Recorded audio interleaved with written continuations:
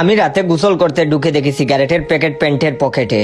বের হয়ে আবার রুমে আসতে ইচ্ছে করলো না আমার, তাই বাথরুমে জানালার পাশে প্যাকেট রেখে গোসল শেষ করি।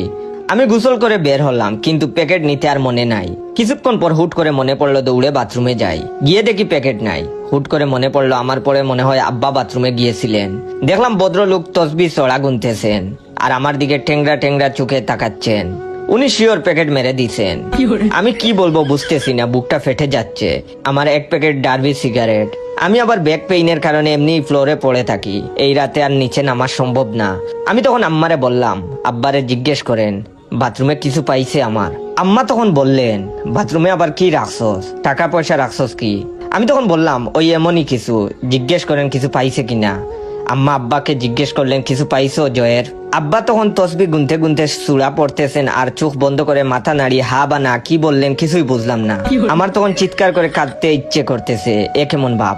ওনার দরজার সামনেই উনাকে দেখাইয়া 2 হাত তুলে দাঁড়িয়ে আছি। উনাকে বুঝাচ্ছি আমি আল্লাহর কাছে বিচার দিচ্ছি। ভদ্রলোক আমার দেখা দেখি নিজেও 2 হাত উপরে তুলে ফেললেন।